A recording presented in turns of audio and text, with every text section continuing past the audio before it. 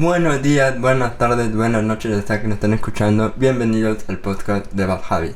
Aquí está Pinzón y hoy me han dejado solito, así que cue música triste. Pobrecito, déjame tocar una canción triste para ti en el violín más pequeño del mundo. No, mentira, José y Ricky no podían. Lamentamos tenerlos abandonados tanto tiempo, pero pronto tendré una explicación de eso y a dónde va el canal por el momento. Pero hoy tengo una invitada muy especial que nos viene a ayudar a cerrar la temporada y vamos a hablar con ella de un tema muy importante. Pero Laura, ¿quieres presentarte? Sí, bueno, hola, buenas tardes y bueno, buenos días y buenas noches, Emilio. Yo soy Laura, soy investigadora en psicología social y bueno, sobre todo me dedico a investigar temas de discapacidad y creo que es de lo que vamos a hablar hoy, ¿verdad? Sí. Sí. Primero, muchas tardes y buenas gracias por...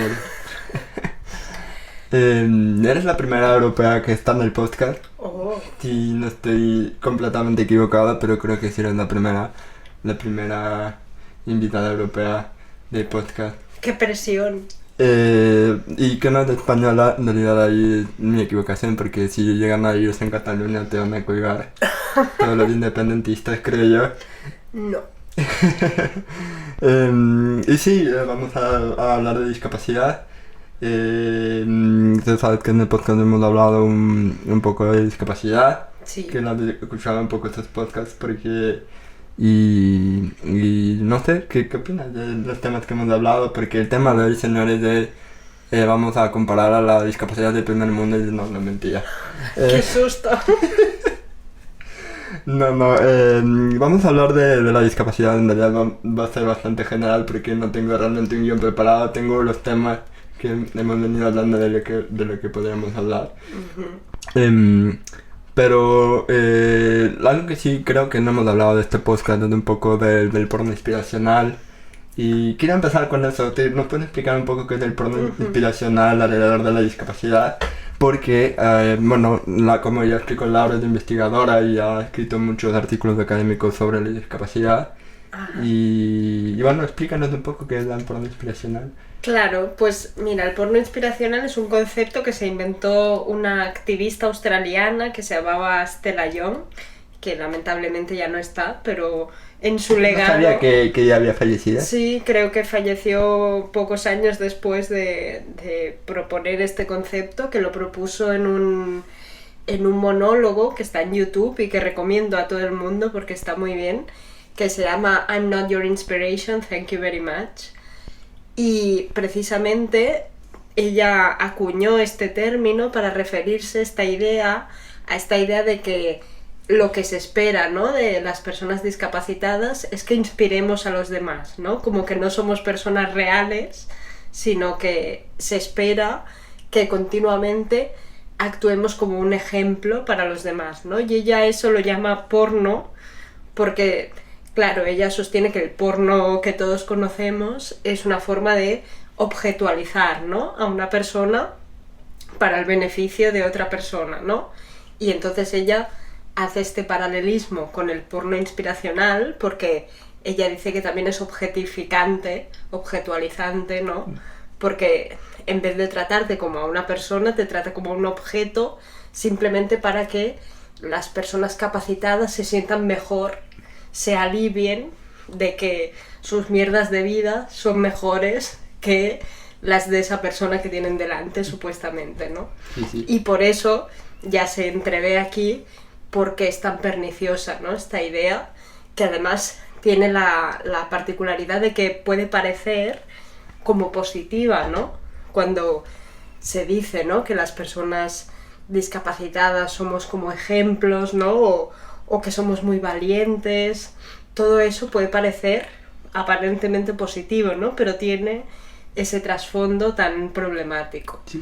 Incluso ya, porque he visto ese monólogo que ella siempre hacía esa comparación que me parecía muy graciosa, que es como cuando llegas al orgasmo. Ajá. Y te sientes bien con eso. Sí. Y es eso para la gente que Pero, ¿por qué crees que es tan común eso entonces? Porque yo creo que es donde más se ven los medios de comunicación, ¿no? Que es la típica noticia que sale haciendo algo realmente común, no es algo extraordinario, digamos, no es Sí. que está inventando la cura del cáncer, y si no es algo que una persona que no tiene una discapacidad lo hace y no le rinden aplausos ni premios ni nada.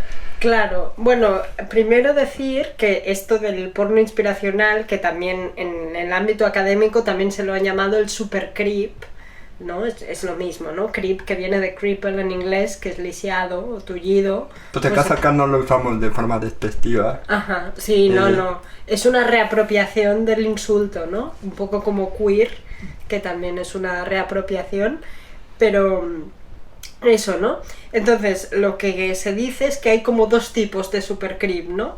Lo que decías tú, el super creep como súper excepcional, léase Stephen Hawking, ¿no? Que es como, madre mía, teniendo este cuerpo tan maltrecho y mira dónde ha llegado este señor, mira qué grandes cosas hace, ¿no? Que tiene un efecto muy, o puede ser pernicioso en el sentido de que pone el listón muy alto, ¿no? Como si para valer algo hay que ser como Stephen Hawking, poca gente llegará ahí, ¿no? Esa es una modalidad del supercreep, pero luego hay otra que es el supercreep cotidiano, que es lo que decías tú, ¿no? Simplemente por respirar ya eres inspirador, ¿no? Que eso también es muy pernicioso porque ¿qué te está diciendo? Que nadie espera absolutamente nada de ti. Y por eso simplemente que respires ya es un gran logro, un gran acontecimiento. Entonces también pues es negativo, ¿no? Claro, y o sea, no sé que tu ámbito es un poco la psicología también, porque estudiaste psicología. Uh-huh. ¿Qué efecto tiene eso en una persona con discapacidad que, o sea, digamos, en el ejemplo que pusiste de Stephen Hawking, de que eso es lo que esperan de mí, o sea, yo puedo hablar por mí mismo, ¿no?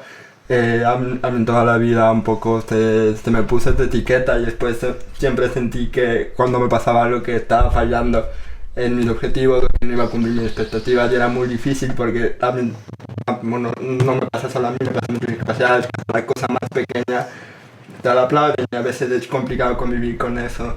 Sí. No sé cómo lo sientes tú. Sí, bueno, creo que no lo hemos dicho, yo también soy discapacitada, entonces también hablo desde la doble vertiente, ¿no? Como académica de la discapacidad, pero también desde quien ha encarnado la discapacidad desde siempre. Entonces, bueno, me preguntabas por los efectos, ¿no? Hay una académica, también otra paralítica cerebral estupenda, española, que se llama Melania Moscoso, que tiene un artículo muy bueno precisamente sobre los efectos, ¿no?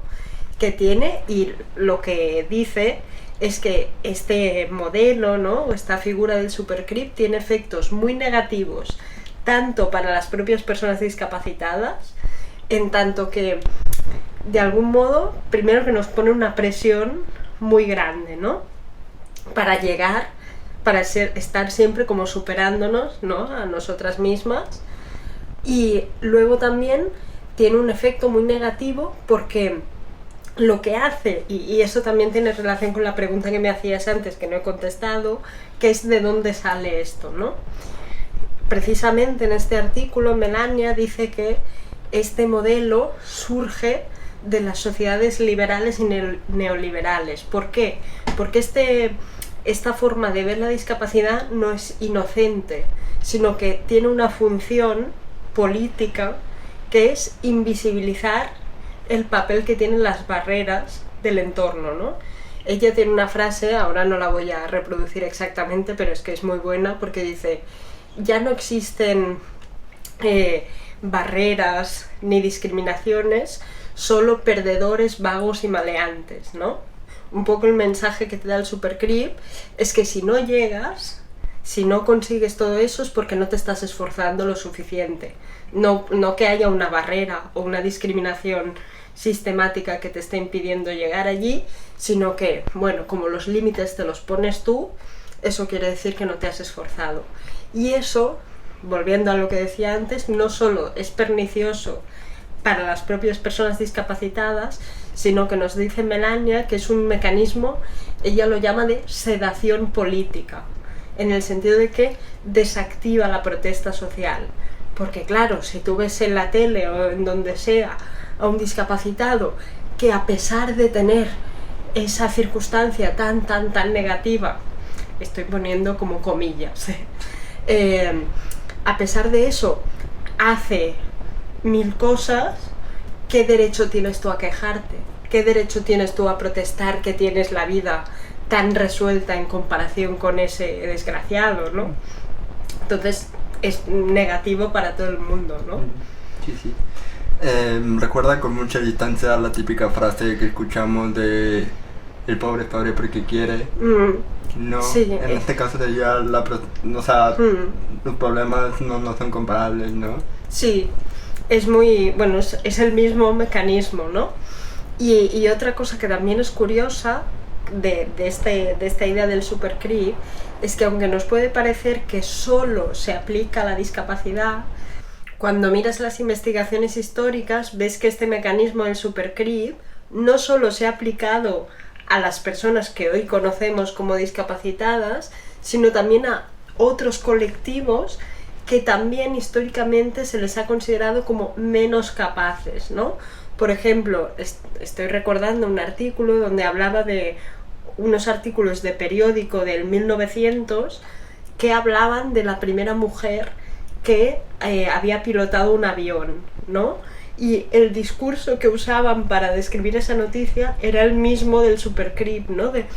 Es increíble que a pesar de las deficiencias de su sexo, y lo decían así, esta mujer, no sé quién, haya conseguido pilotar un avión, ¿no? Cosa que nos lleva a otra cuestión que creo que puede ser también interesante, ¿no? Para quienes nos escuchan, que es que muchos sistemas de desigualdad, ¿no? De opresión, como el sexismo, el racismo, el clasismo, que pensamos que no tienen nada que ver con la discapacidad, en realidad tienen mucho que ver, porque las personas, entre comillas, oprimidas por todos estos sistemas, muchas veces son oprimidas sobre la base de sus supuestas capacidades inferiores, ¿no?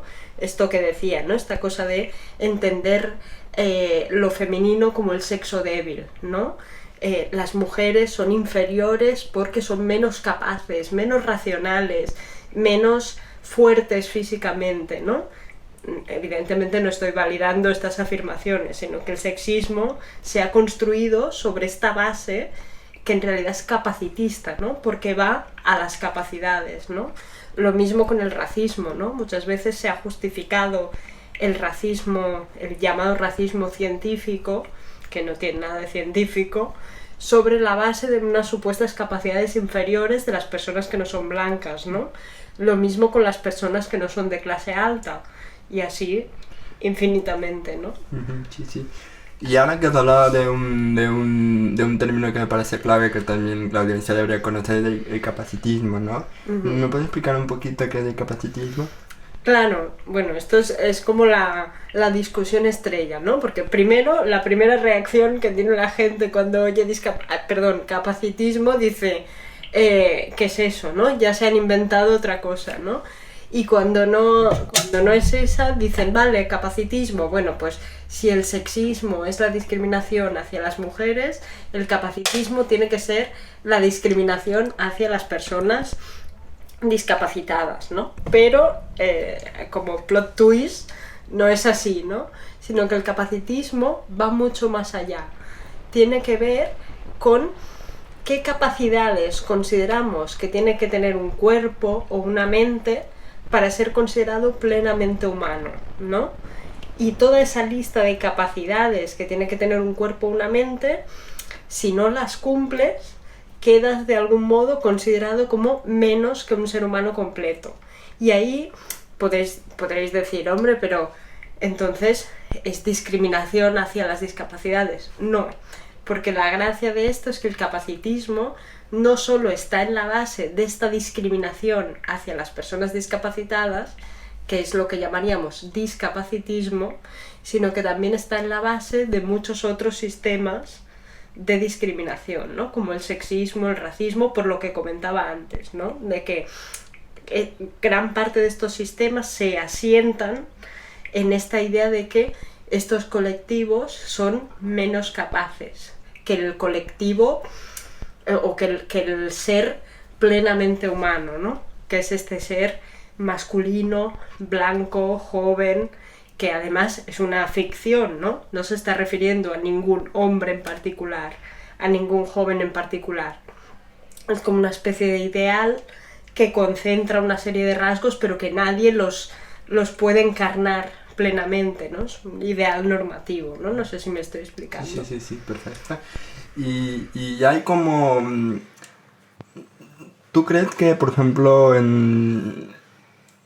hay diferencias entre, por ejemplo, un hombre blanco privilegiado, como se dice ahora, con discapacidad, y por ejemplo una mujer blanca con discapacidad y un hombre de color con discapacidad y así? ¿Hay igual diferencias entre cada uno de ellos? O sea, se les trata de forma diferente. Por ejemplo, digamos, en el contexto actual que vivimos ahora, un catalán o un español que tiene una discapacidad sería tratado de forma diferente de un palestino que viene de la guerra, que ha sido discapacitado en la guerra, se le trataría diferente. No sé si es una pregunta que... Claro, o sea, por un lado, efectivamente existen esas diferencias, ¿no? No es lo mismo ser una persona nacida en un contexto, ¿no? Pues occidental, ¿no? Con una serie de recursos que te dan también unos recursos sanitarios, ¿no? Por ejemplo, para desarrollarte, para hacer rehabilitación, para educarte, ¿no? Que en otros contextos, por ejemplo, que están en conflicto o que no te ofrecen ningún tipo de cobertura sanitaria en ese sentido. Entonces es obvio, ¿no? Que existen esas diferencias. Pero debería ampliar un poquito en el sentido de que yo me refería... Sí. Que esta persona nació aquí en Cataluña y esta persona, pues claro, nació ahí, pero ha venido acá, ¿no? Claro. Sí, o sea, yo creo que sí que es importante, ¿no? Porque a veces caemos en esta cosa que se llaman, así un poco en broma, las olimpiadas de la opresión, ¿no? Claro, sí. De como pensar, vale, pues tú eres blanca, vienes de un país del norte global y no sé qué, vale, pues necesariamente tienes más privilegio que una persona que no tiene estas características, ¿no? Y necesariamente estarás más discriminada. Bueno, es posible y puede ser que sea así, pero también lo que se dice, ¿no? Desde el mundo académico es que tenemos que ir más allá. ¿Por qué? Porque la discapacidad de algún modo modifica tu pertenencia a otras identidades, ¿no? Voy a poner un ejemplo, porque si no, esto así no se entiende, ¿no? Con la cuestión del género, ¿no? ¿Qué pasa? Ya hace mucho tiempo que las investigadoras, los investigadores sobre este tema dicen, bueno, es que las personas discapacitadas no acaban de ser ni hombres ni mujeres de pleno derecho, por así decirlo, ¿no? ¿Por qué? Porque no encarnamos bien ni la feminidad ni los ideales de la feminidad, la cosa de ser deseable para la mirada masculina, la cosa de cuidar, ¿no? Ni la masculinidad, ¿no? La cosa de proveer, de ser fuerte, ¿no? La discapacidad complica encajar en estos ideales, que nadie encaja del todo en estos ideales, pero cuando la discapacidad se mete en medio, la cosa ya como explota por los aires, ¿no?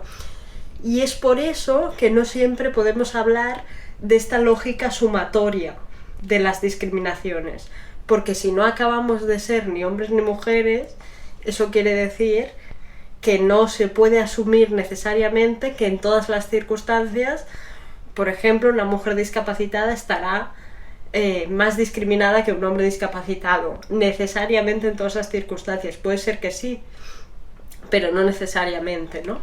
Por eso también me imagino que, por ejemplo, tú y yo tenemos la misma condición, Ajá. pero hemos pasado por procesos diferentes y lo que para mí sirvió a ti no te hubiera servido y para lo que a ti te sirvió a mí no me sirvió. supongo que eso también aplica en cualquier discapacidad, ¿no? Claro. A ver, esto que dices me ha recordado, igual no tiene mucho que ver, ¿no? Pero me ha recordado yo, por ejemplo, en mis investigaciones, cuando estaba haciendo mi tesis doctoral, sobre todo investigaba el proceso de convertirse en una persona discapacitada, ¿no? Por ejemplo, en el caso de las personas que tienen una lesión medular, ¿no? Y lo que decían muchas mujeres, ¿no?, que estaban en el hospital de neurorehabilitación, es que decían, es que, claro, el proceso rehabilitador, el hospital, está orientado, por ejemplo, a que hagas mucho deporte y como que te superes, ¿no?, a través del deporte, y decían, es que esto es un modelo muy masculino, ¿no? A las mujeres, hasta ese momento, nadie les había exigido que para ser una persona de bien, una persona respetable, tenían que hacer un montón de deporte, ¿no? Entonces decían, es que esto no me encaja, ¿no?, con mi modo de ser, con mi modelo. Había un modelo masculino ahí insertado en la rehabilitación, ¿no? Y entonces, seguramente, en algunas situaciones nos habremos encontrado con esas diferencias, ¿no? De qué se espera de un niño que crece con una discapacidad versus qué se espera de una niña, ¿no? O, no sé, estoy así como quizá improvisando un poco. Dilo, un niño del tercer mundo y en la mente. No quería decir eso, no, pero estaba pensando, ¿no? El tema de que las niñas, la expectativa es de que estén más quietas, ¿no? De que jueguen más en el sitio, ¿no? La típica cosa que se dice siempre, ¿no? No sé cómo será en otros países, asumo que seguramente será parecido, pero al menos aquí el espacio del recreo es un montón de niños jugando al fútbol y las niñas en las esquinas del patio haciendo cosas, claro, ¿no? Sí. Entonces, claro, por ejemplo, ¿no? Seguramente yo podía encajar mejor en ese modelo de niña quieta haciendo sus jueguecillos que igual pues a un niño, ¿no?, que de algún modo se te socializa, que te tiene que gustar el fútbol, que tienes que moverte, que tienes que correr por ahí, pues seguramente igual es más complicado, ¿no? No me están escribiendo, pero yo voy a hacer un poco de porno inspiracional, yo sí puedo hacer eso, no mentira. Lo hacía más o menos bien, la verdad no están mis compañeros para desmentirme, así que diré muchas mentiras y fake news, no mentira. Bueno, a mí me gustaba mucho el fútbol y correr no se me daba muy bien, por eso nunca era un jugador de campo y jugaba de portero. Ajá. Porque se me da mucho más fácil quedarme bajo el arco e intentar atajar la pelota con las manos que jugar con los pies, así que... Y claro que me frustraba claramente porque no sé qué tanto sabes de fútbol, pero hay una lógica ahí de que es más bonito hacer el gol que evitarlo. Claro. Ajá, entonces era un poco eso. Me gustaría también hablar un poco de si sabes cómo se trataba la discapacidad a lo largo de la historia, porque no es que desde la revolución industrial la gente empezó a entrar a las fábricas y tenían accidentes laborales, porque desde el inicio de la guerra habían habido más guerras que el último siglo. Desde la antigua Grecia, que creo que fue la primera civilización, y ya seguramente ya habían personas con discapacidad. ¿El registro de eso? Claro, a ver, yo no soy una experta tampoco en la historia de la discapacidad, pero sí me parece muy interesante esta idea de que lo que hoy conocemos como personas con discapacidad han existido siempre, pero no siempre se las ha leído de la misma manera, ¿no? La forma que tenemos hoy de entender la discapacidad no tiene nada que ver con cómo se entendía la discapacidad antes. De hecho, el concepto de discapacidad, que es un concepto que es un anglicismo, viene del inglés disability. Por ejemplo, en español no existía. Deshabilidad sería, y creo que no encaja. No existía este concepto. Estaban los tullidos, los inválidos, pero no los discapacitados, ¿no? Que es un concepto que hemos importado del inglés. ¿Y cuándo surgió este concepto de la discapacidad? Pues como decías tú, con la revolución industrial. ¿Por qué? Porque cuando se genera un sistema productivo que requiere que todo el mundo se ajuste a una máquina concreta, al modelo de la fábrica, toda aquella gente que no encaja ahí, necesitamos un nombre para ellos, ¿no? Y ese nombre es el de la discapacidad. Discapacitado es aquel que no puede participar del mundo del trabajo tal y como está pensado desde la revolución industrial, ¿no? Pero antes, por ejemplo, en la Edad Media o en la Edad Moderna, lo que hoy denominaríamos un discapacitado quedaba absolutamente fundido, ¿no? En la categoría del pobre auténtico, ¿no? Aquel que merece pedir limosna, ¿no? No, también era el considerado un pecado, ¿no? Claro, esa es una parte. Todavía somos considerados un pecado según un obispo español. Exacto. También es la gracia, ¿no? Esto que estás diciendo del pecado es lo que en el mundo académico se conoce como el modelo moral de la discapacidad, que es esta idea de que la discapacidad, más que un defecto biológico, que sería lo que todo el mundo piensa, ¿no? Que es el modelo médico, ¿no? La discapacidad como defecto biológico. No, pero el modelo moral, que es más antiguo, entiende la discapacidad como una especie de defecto moral, ¿no? De un fallo moral, un fallo del carácter, ¿no? Y eso tiene su versión religiosa, que es esto que decías tú del pecado. ¿Alguien me explica cómo un feto puede hacer un pecado moral desde, no sé, la barriga? Pero bueno. Claro, es bastante... Pedirle lógica a la gente de la Edad Media es un poco complicada. Efectivamente. Pero también existe la versión secular, ¿no? La versión no religiosa, que es esta idea de que si eres discapacitado será porque no te has esforzado lo suficiente para rehabilitarte, ¿no? Es como no tienes voluntad, ¿no? Para rehabilitarte, esta idea que también, por ejemplo, aquí en España estaba muy presente en la generación de nuestros abuelos, ¿no? Que es la idea del vicio, ¿no? Niña, qué vicio tan feo tienes, ¿no? Era una frase que podías oír. Esta idea del vicio tiene que ver con este modelo moral. Y para mí lo más interesante es que no debemos pensar que esto de los modelos, ¿no? O hablabas, por ejemplo, antes de la antigua Grecia, ¿no? Ahí estaba sobre todo el modelo eugenésico, ¿no? Esta idea de que las vidas discapacitadas son vidas totalmente prescindibles y por lo tanto vamos a sacrificar a aquellas personas que nazcan con una diferencia corporal, ¿no? Vamos a decir. Entonces, la gracia de esto es que estos modelos no es que hayan ido evolucionando y desapareciendo, sino que se van arrastrando, ¿no? Por ejemplo, esto que decía del modelo eugenésico, hoy en día la eugenesia está súper a la orden del día, ¿no? Con todo el tema de los diagnósticos prenatales, ¿no? Esta idea que está tan implantada de bueno, si hay algún tipo de riesgo, es absolutamente lógico que yo me haga una prueba, ¿no? Para ver si mi feto, mi embrión está afectado por alguna anomalía genética, ¿no? Casi que si alguien dice que no se quiere hacer la prueba, es que algo va mal, ¿no? Con esa persona. ¿Cómo no vas a querer hacerte la prueba, no? Claro, y después, si sale que sí, si dices que no quieres terminar el embarazo, ¿qué pasa aquí, no? Casi que es como inmoral, ¿no? Entonces, este modelo genésico tan antiguo lo tenemos hoy en día muy implantado, ¿no? Es lo mismo con el modelo moral, que está bastante relacionado con lo del supercrip que decíamos al principio, ¿no? Esta idea de esforzarse lo suficiente es el modelo moral. Bueno. Y no sé, tal vez te estoy haciendo muchas preguntas fuera de tu campo, pero en relación a, porque hemos hablado desde la religión del catolicismo y cristianismo, en otras religiones se tiene el mismo contexto, tipo el hinduismo, budismo, de que sepas, o el musulmán.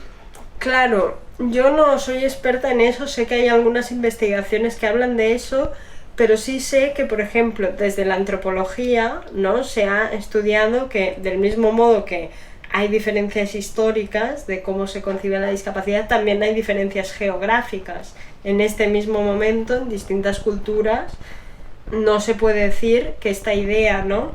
Tan desde el catolicismo, desde el protestantismo, esté en otras culturas también. No te sé decir exactamente qué es lo que dicen esas otras culturas, pero sí sé que se investiga, se estudia, que no todo es lo mismo, ¿no? Y eso es muy potente porque el hecho de que existan esas diferencias culturales nos saca de un mito muy extendido como de que al menos aquí, ¿no? En nuestros contextos, de que el rechazo a la discapacidad es como natural, ¿no? Como si fuera algo biológico, como si hubiera algo genético en desechar o prescindir de la discapacidad, ¿no? Cuando miras qué pasa en otras culturas y ves que no reaccionan de la misma manera, lo puedes desnaturalizar y decir, bueno, no, es que esto es político, ¿no? Del mismo modo que el machismo es político, que no es una cosa natural, pues también el capacitismo lo es, ¿no? Sí. Y has hablado de algunos modelos, ¿no? Del modelo médico. ¿Nos puedes hablar también un poquito más de eso? De cuántos modelos hay y cómo han ido, o sea, de forma resumida claramente, sí, pero cómo han ido evolucionando a lo largo de la historia. Claro, hemos hablado, ¿no? Aquí decir que según cada autora hace su propia clasificación de los modelos y no es, yo creo que no es tan importante decir cuántos hay, ¿no? O saber exactamente los nombres, sino que aprovecho tu pregunta para llamar la atención sobre la cosa de que todos estos modelos de los que hemos estado hablando hasta ahora comparten una característica, que es que son los modelos individuales de la discapacidad, ¿no? Es decir, entender que la discapacidad es un problema del individuo, ya sea moral, biológico o del tipo que sea, pero es un problema del individuo. Afortunadamente, en los años 60, 70 del siglo pasado, la gente ya se hartó un poco de eso, también gracias a tener el ejemplo de otros colectivos que se estaban rebelando, ¿no?, contra los sistemas de opresión que les afectaban, ¿no? Estoy pensando en el movimiento por los derechos civiles, el feminismo, etc. Pues ahí las personas discapacitadas dijeron, ostras, igual si esta gente puede politizar su circunstancia, nosotros también podemos, ¿no? Y ahí fue cuando surgieron los llamados modelos sociales de la discapacidad, que le dan un poco la vuelta a la tortilla, por así decirlo, y dicen, no, la discapacidad no es un problema del individuo, como te decía en todos estos modelos de los que hemos hablado, sino que es un problema de la sociedad. Y por lo tanto, lo que hay que cambiar no son los cuerpos individuales, que cada uno haga lo que quiera y se rehabilite si quiere, en la medida que pueda o quiera o lo que sea. Pero lo que hay que cambiar es esa sociedad que discrimina, ¿no? Esa sociedad capacitista. Y estos modelos están, por ejemplo, inscritos, estos modelos sociales, en toda la legislación internacional de la discapacidad. En un montón de países, gracias a la Convención de la ONU de los Derechos de las Personas con Discapacidad, estos modelos sociales se fueron inscribiendo, se fueron colando en las distintas legislaciones nacionales y hacen un poco de contrapeso, ¿no?, a los modelos individuales anteriores, que no quiere decir, de nuevo, del mismo modo que decíamos con los modelos individuales, que no podemos hablar de una evolución y que los anteriores se van descartando, que hayan llegado los modelos sociales no quiere decir que hayan desaparecido los individuales. Estamos en un contexto donde conviven ambos y eso yo creo que también trae consigo una complejidad, ¿no? Para las personas que encarnamos la discapacidad en este contexto, estamos continuamente en un contexto contradictorio, ¿no? Desde el que construir nuestra identidad. Todo el rato, la existencia de estos dos modelos nos obliga a preguntarnos, oye, pero ¿el problema soy yo o es la sociedad? ¿Quién es, no? Recibimos mensajes que parten de estos dos grandes grupos de modelos todo el tiempo, ¿no? Sí, es muy interesante eso y creo que absolutamente tiene razón en eso. Lo digo claramente por experiencia propia. Y también respondo a la siguiente pregunta que te iba a hacer, que era si conoces personas con discapacidad que conviven de un modelo en otro, o sea, que le son más del que es un problema colectivo, soy el problema yo, o en general las personas con discapacidad saben que el problema es de la sociedad. Claro, bueno, aquí yo creo que hay como varias respuestas, ¿no? En general, todo el mundo crecemos, ¿no? Quienes ahora contemporáneamente hemos crecido, ¿no? Encarnando la discapacidad, incluso quienes la adquieren ahora también, ¿no? Yo creo que lo que está todavía más presente, así como por defecto, son los modelos individuales, ¿no? Luego tienes varias formas de acceder a los modelos sociales, ¿no? Por el simple hecho de que en tu país haya una serie de políticas, ¿no? Como de eliminación de barreras, ¿no?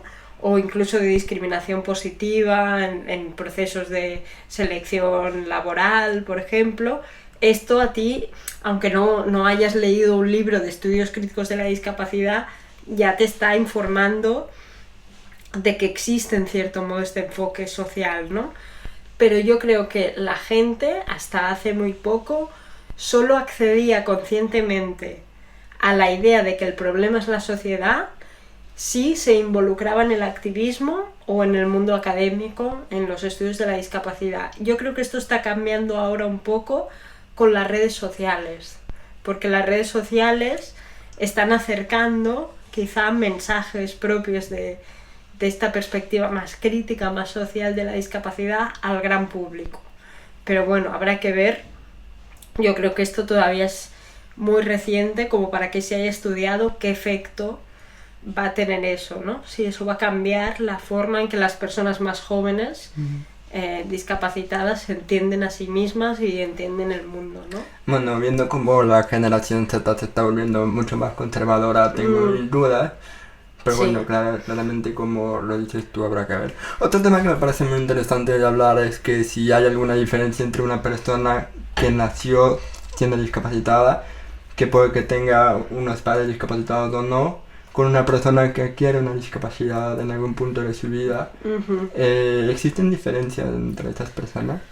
Claro, primero, ¿no? Y es lo que decimos siempre, las personas en general son distintas entre ellas, independientemente de la discapacidad, ¿no? Entonces ahí habrá muchas diferencias individuales, ¿no? Pero yo creo que sí es verdad... Perdona, me faltó complementar la pregunta. Lo digo más porque, bueno, no sé si tú sabes, pero Ecuador tuvo un presidente con discapacidad hace unos pocos años. Y también hizo un plan que se hizo muy famoso en la ONU, que muchos países quisieron aplicarlo. Ajá. Y a mí siempre me sorprendió, y también lo digo de parte mía, que nosotros lo rechazábamos a él. O sea, nunca lo vimos como un ejemplo, ni como que si fuera un Stephen Hawking, más allá de que claramente por las diferencias ideológicas políticas, porque aparte del oficialismo y bla bla bla, pero también porque siempre sentíamos que sus propuestas eran muy superficiales, y yo me preguntaba si es que, obviamente no lo conozco y estoy haciendo una hipótesis, una suposición, de que él daba ese tipo de soluciones porque fue una discapacidad adquirida, ¿no? Y yo creo que también porque no es lo mismo nacer con una discapacidad que adquirirla, o sea, tener entre comillas normal una parte de tu vida y después tener este cambio tan brusco, ¿no? Sí, yo creo que la diferencia aquí está como en dos puntos, ¿no? Primero, cómo es psicológicamente, ¿no?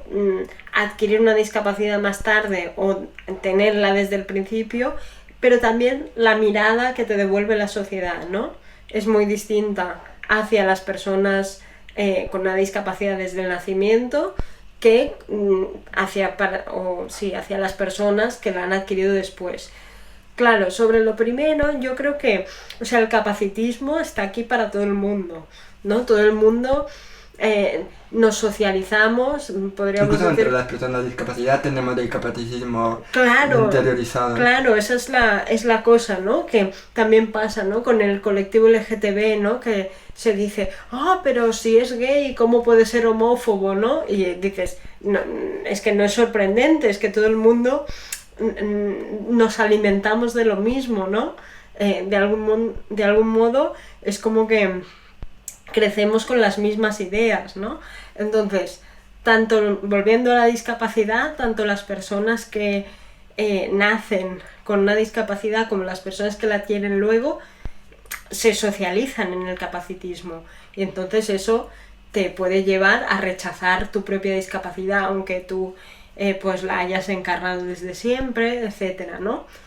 Pero sí es verdad que yo creo que las personas que adquieren una discapacidad más tarde, claro, puede ser que el shock sea más grande, ¿no? Porque pasas de encarnar la normalidad hasta cierto punto, ¿no? Y ser leído como una persona normal, una persona plenamente humana, a de golpe ser leído como alguien que no es plenamente humano, y eso es un shock muy fuerte, ¿no? Muchas veces cuando se habla hoy la pérdida, ¿no? El duelo, ¿no? Para las personas que adquieren una discapacidad, y cuando se dice eso se piensa solo en las capacidades, ¿no? Es lógico que si tú podías caminar y de golpe ya no puedes caminar, pues hay una pérdida de capacidades y seguro que lo tendrás que procesar y te sentirás triste, te sentirás como sea. Creo que una persona con discapacidad de nacimiento pasa por ese proceso desde muy pequeño, ¿no? Porque, bueno, yo no voy a decir que lo noté de pequeño, que era diferente, sí. Pero sí hay muchas personas que pasan por eso, ¿no? Que te dan cuenta que les miran diferente, que les tratan diferente. Y a eso iba, que lo que dicen las personas que adquieren una discapacidad luego es que dicen, sí, vale, la cuestión de perder capacidades es dura, pero sobre todo lo más duro es notar el cambio en la mirada de los demás hacia ti, ¿no? Y eso es algo que las personas que somos discapacitadas desde el inicio lo notamos desde el momento uno. Y yo creo que eso hace una diferencia importante de que las personas que adquieren una discapacidad más adelante en la vida adulta han construido su identidad siendo consideradas personas completas, ¿no? Y de golpe no lo son, y muchas veces se indignan mucho, ¿no? Porque dicen, hombre, pero ¿cómo puede ser que yo antes era la reina del barrio y ahora no me dejan subir al autobús? Eso genera como un shock muy grande, ¿no? Y en cambio las personas que nos socializamos, que crecemos siendo ya de segunda, como que muchas veces validamos, normalizamos o nos acostumbramos a tratos que no tendrían que ser normales, ¿no? Porque no tenemos ese referente de ser tratados como alguien de primera clase, ¿no? Entonces yo creo que son experiencias diferentes, sin querer decir que una es mejor o peor. También, por ejemplo, la mirada de la sociedad, lo que decía antes, varía mucho, ¿no? Cuando alguien nace con una discapacidad es como que ya ha nacido una especie de monstruito, ¿no? Y que nadie le debe nada, ¿no? Casi que es como una especie de sanguijuela que va como a robar los recursos de la sociedad como plenamente productiva, ¿no? En cambio, cuando alguien que ya estaba en la esfera productiva, alguien que trabajaba, adquiere una discapacidad o incluso la adquiere, por ejemplo, en un contexto de guerra, la sociedad siente que le debe algo a esa persona, que se lo tiene que compensar, ¿no? Y eso de hecho está inscrito así en la ley. No sé cómo será en otros países, pero en España tenemos las pensiones contributivas y no contributivas. Las personas que adquieren una discapacidad tienen derecho a una pensión contributiva. Las que adquieren una discapacidad después de haber trabajado, me refiero, ¿no? Porque han contribuido y entonces se les tiene que compensar. Las personas que no han trabajado porque tienen la discapacidad desde siempre, por ejemplo, no tienen derecho a una pensión contributiva. Con suerte pueden tener una pensión no contributiva, ¿no? Que es como una especie de limosna, claro, para quienes no trabajan, ¿no? Entonces esta idea está muy... Pero eso, por ejemplo, cierra las oportunidades que una persona se puede independizar si es que en algún momento quiere hacerlo, por ejemplo. Claro. Suena un poco contradictorio, ¿no? Que la sociedad debería mirar a que todas las personas podrían contribuir de una u otra manera a su ritmo y tal. Pero supongo que todavía falta dentro de la política pública. Falta mucho, claro. Sí, además lo hablábamos también, ¿no? Esta idea de contribuir a través del trabajo y esta idea de las pensiones a veces es muy dicotómica, ¿no? Como igual hay personas con discapacidad, evidentemente hay personas con discapacidad de todos los gustos y colores, ¿no? Entonces habrá quienes, por ejemplo, pueden hacer jornadas laborales de 8 horas como cualquier persona, entre comillas, y y aquí no pasa nada, ¿no? Pero hay quienes podrían hacer, por ejemplo, una jornada partida, trabajar a medio tiempo, y este sistema tan dicotómico se lo impide, ¿no? Porque te dicen, no, o trabajo o pensión. Claro. Y entonces si tú no puedes cumplir plenamente el modelo de trabajar 8 horas, te quedas fuera y se prefiere que cobres una pensión, ¿no? Entonces estás de nuevo en esa lógica de, es que no estás contribuyendo, ¿no? Estás como viviendo a costa de los contribuyentes, ¿no? Es un sistema a nivel de políticas públicas muy poco flexible, que permite poca compatibilidad entre trabajo y prestaciones, ¿no? Que es algo que habría que cambiar. Y otra cosa que quería hablar contigo, de que algo que me llama mucho la atención, que tiene que ver con la rehabilitación, lo que hemos hablado un poco, ¿no? Por ejemplo, ha salido una noticia hace poco de que no me acuerdo en qué país se ha encontrado una forma de curar el gen que provoca el síndrome de Down. Ajá. ¿Por qué hay tanto interés de eliminar la discapacidad? Y es algo que surge en aquellos oscuros años de los 40, ¿no? Claro. Que las discapacidades son una de las minorías perseguidas. Claro. Supongo que nace desde ahí, ¿no? De crear el ser humano perfecto y todo eso. Claro. Bueno, como dices, son lógicas eugenésicas que de hecho ya hemos visto que no es que nazcan en los años 40, ¿no? Esas lógicas ya vienen de antes, ya vienen de la antigua Grecia, aunque no era una cosa sistemática. Luego lo que pasó en el siglo XIX-XX es que esto se sistematizó, ¿no? Y se vistió de un montón de teorías que justificaban la necesidad de crear pues una humanidad más capaz, mejor, ¿no? Pero claro, me decías tú, ¿por qué hay tan interés en eliminar la discapacidad, ¿no? Porque vivimos inmersos en esa ideología capacitista, ¿no? Que dice que las vidas discapacitadas, simplemente por ser discapacitadas, tienen menos valor.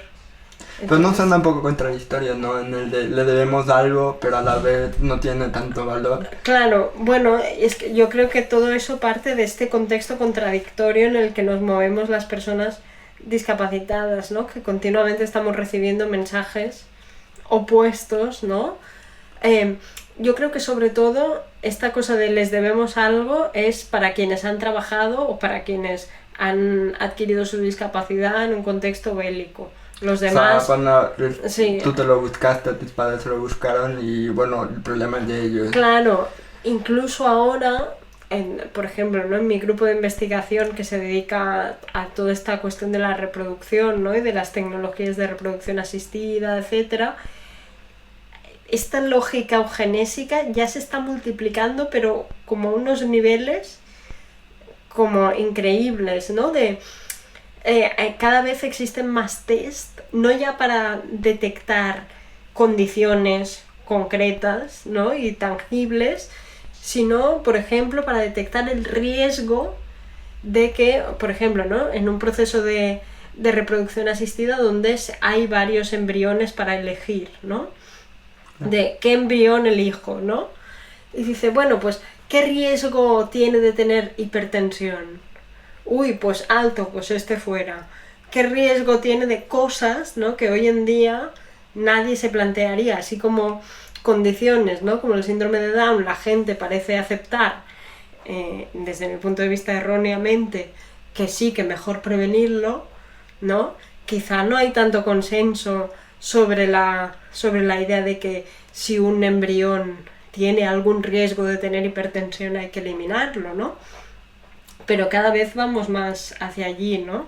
También están las lógicas transhumanistas, ¿no? Que también hablan, ¿no? También volviendo a esos oscuros años 40, ¿no? Del mejoramiento de la especie, ¿no? Y que ya no es una cuestión de prevenir discapacidades, sino de mejorar las capacidades de la especie, ¿no? Y es esta gente que se implanta cosas y para mejorar su visión, su no sé qué, ¿no? Y también, desde mi punto de vista, es una ideología muy peligrosa, ¿no? Porque hay un autor que ha estudiado el capacitismo, que se llama Gregor Wolbring, que dice que esta corriente, ¿no?, transhumanista lo que va a hacer en el futuro es producir una nueva clase social de lo que él llama discapacitados tecnopobres, que son aquella gente que no se ha podido permitir esas mejoras en sus capacidades, pues van a devenir discapacitados, ¿no? Independientemente de que no tengan una discapacidad como lo que hoy conocemos como discapacidad, ¿no? Y eso será una nueva clase social de gente que no va a poder participar en el sistema productivo porque no tiene recursos económicos para costearse esas mejoras. Entonces yo no sé si queremos ir a ese mundo distópico. Yo preferiría que no, pero... Claro. Eso. Y sí, bueno, ya estamos llegando, tenemos todavía un poco, pero no se tiene alguna conclusión, ¿no? Algo con lo que quisieras que la audiencia se quedara de lo que hablamos. Y la verdad que nos hemos quedado con bastantes cosas de hablar, por ejemplo, la representación de las personas con discapacidad dentro de los medios tradicionales, películas grandes, por ejemplo. Generalmente, si no es del alivio cómico o si no es, digamos, una peli como Campeones, que sería la descripción cinematográfica de porno inspiracional, Ajá. o si no es del villano, Sí. pero nunca es del protagonista, por ejemplo, o Sí. muy pocas veces del protagonista. Yo creo que, así como para conectarlo con lo que hemos estado hablando, tener presentes estos modelos es útil, porque entonces cuando ves este tipo de productos culturales los ves claramente, ¿no?, en los distintos personajes. Por ejemplo, ¿no?, lo que decías de el héroe o el villano tiene que ver con lo del modelo moral, ¿no? Esta idea de el vicio, ¿no?, la discapacidad como una especie de flaqueza moral se ve claramente en esta idea del villano, ¿no? El ser discapacitado que se va amargando, ¿no? Porque, claro, siendo discapacitado tiene una vida de mierda y entonces necesariamente se vuelve villano porque se tiene que vengar de todos los demás. Eso no es una cosa arbitraria, eso viene de este modelo moral, ¿no? Lo mismo, lo que decías tú de Campeones y el porno inspiracional, pues es el modelo super creep, ¿no? Estoy pensando, ¿no? Por ejemplo, aquí en España fue muy importante la película Mar Adentro, ¿no?, que es esa película que cuenta la historia de Ramón Sampedro y su lucha por pedir la eutanasia, sin entrar en cuestionar la decisión de nadie de pedir la eutanasia. Sí que es verdad que la película enmarca esta cuestión como, es que claro, la única conclusión lógica que puede sacar una persona que no puede moverse es que es mejor morirse, ¿no? Entonces eso también juega con ese modelo eugenésico, ¿no?, en cierta forma, de esa es una vida sin valor. Claro. Entonces es interesante tener presentes todos estos modelos para identificarlos en los productos culturales. Claro, sí, sí. Sí, ¿con alguna última conclusión con la que quisiera que se quedara la gente? O... Yo siempre digo lo mismo, ¿no? Yo creo que es interesante que la gente empiece a barajar la idea de que la discapacidad, lejos de ser una cosa natural, es una categoría política, ¿no? Y que la podemos pensar como pensamos otras categorías como la raza, el género, la clase social, ¿no? Y yo, si la gente ya se queda con esa idea, yo creo que ya es un super paso adelante, ¿no? Entonces eso es lo que diría.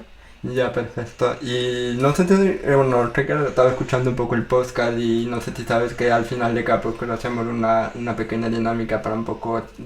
Ajá.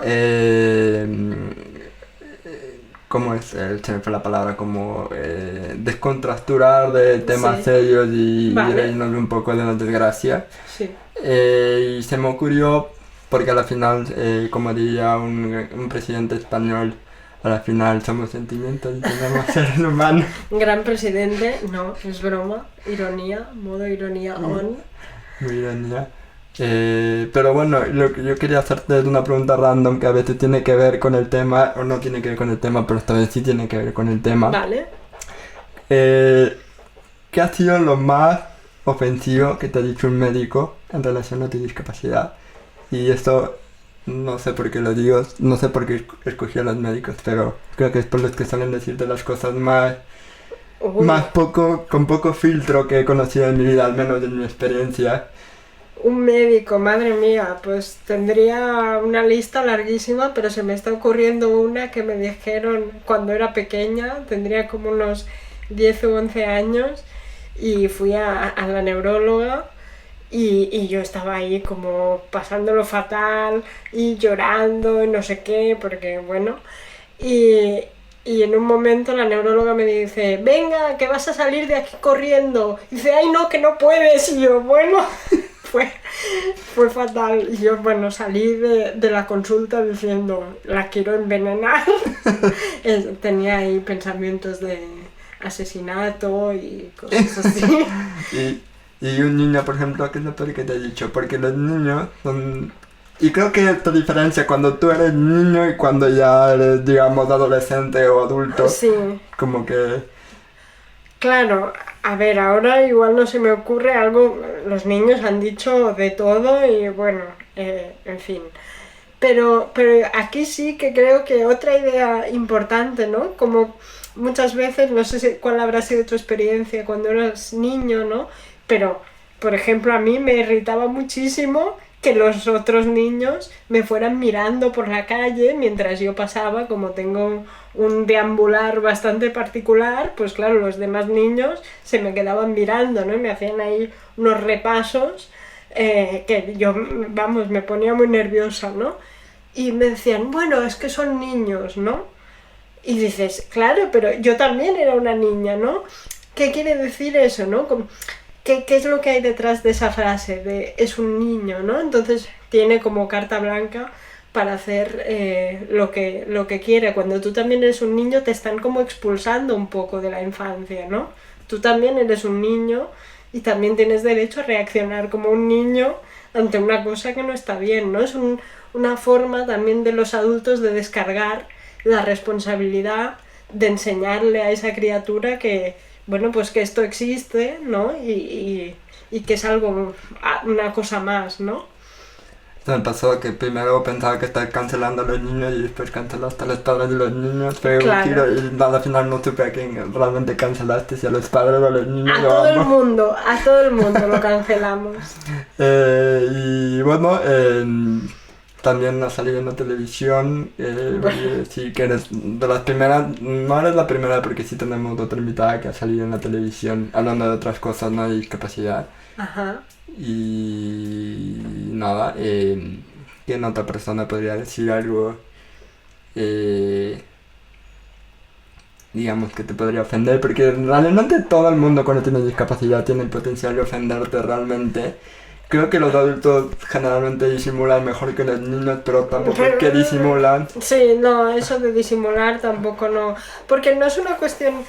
Eso es interesante, ¿no? Porque hay veces, o sea, lo que pasa, ¿no? Con la discapacidad es que todavía está muy normalizado que con nosotros se pueden hacer cosas que con nadie más están aceptadas, ¿no? Esta idea me salen como conceptos así anglosajones, ¿no? Pero había un concepto que me dije, eso está muy bien porque describe muy bien lo que pasa, ¿no? Decía cuando eres una persona discapacitada, eres una open person, ¿no? Eres una persona abierta a que cualquiera pueda hacer cualquier comentario de cualquier cosa, ¿no? Es como, y parece como que tienes la obligación, ¿no? De responder encima amablemente, ¿no? Y dar una respuesta. Que alguien tiene curiosidad morbosa por saber qué te pasa o que no sé qué, tienes la obligación moral de contestarle. Que alguien te quiere decir cualquier cosa, invitarte a unirte a una secta religiosa, Y eso pasa, que te persigue gente por la calle para que te unas a su secta, este tipo de cosas, tú encima te lo tienes que tomar bien, ¿no? Entonces, bueno, igual hay que repensar, ¿no? Que este tipo de cosas no tendrían que ser normales, ¿no? Y no es una cuestión de que tú te ofendas, ¿no? Más bien agradezcan que no nos ofendemos o que no somos más Claro. Como decía un monólogo, que no somos más cascarrabias, diríamos. Claro, encima es eso, ¿no? Que si encima contestas como tendrías que contestar, ¿no? Porque a nadie se le ocurre que con una persona que no tiene discapacidad alguien pueda ir por la calle y decirle ¡anda! ¡Qué gorda que estás! O ¡qué zapatos más feos! ¿Verdad? Que eso no se le ocurre a nadie, y a nadie se le ocurriría que si te dicen eso y tú le dices ¿pero qué dices? Nadie diría ¡madre mía, qué cascarrabias! ¿Cómo puede ser que reaccione así? En cambio, con nosotros sí, ¿no? Sí, no jugamos a ese juego y nos decimos ¡ay, sí, mira, pues me pasó esto! Sí, nada, no se preocupe, gracias. Si no hacemos ese papel, somos unos cascarrabias, pues... Bueno, también vale decir que, por ejemplo, familiares o amigos que tienen una persona con discapacidad, por lo general ya conviven con eso. Pero el problema es que no somos tantos. Claro. Pero a pesar de que siempre hay esa noción cuando hablamos de discapacidad, para intentar generar empatía hacia nosotros, decimos cualquier momento te puede tocar, de hecho en cualquier momento te va a tocar, porque el hecho de envejecer te discapacita, pero Claro. incluso para eso se están buscando soluciones dentro de la genética, Claro. ¿no? Cada vez decimos, hemos encontrado una forma de que aunque tengas 80 años van a parecer de 40, ¿no? Claro, sí, no, es una barbaridad. El anti-envejecimiento, el anti-aging, ¿no? ¿A alguien se le ocurre como si alguien dijera el anti-woman o anti-black? ¿Verdad que sería como una barbaridad? No, es que hay que combatir las pieles oscuras. Sería una barbaridad, pues porque hay que combatir la vejez, ¿no? Estamos en una sociedad, o sea, la vejez es un producto cultural también, es un producto de nuestras sociedades, porque en otros momentos de la historia la gente no llegaba a la vejez. Yo siempre he dicho que por eso creo que ahora somos más ansiosos y tal, porque no llegábamos a esa edad. No Claro. teníamos el momento de crecer, casarnos, ir a una guerra y morir. Y ya está. Ajá, Y así- no nos daba tiempo para tener preguntas existenciales. Exacto.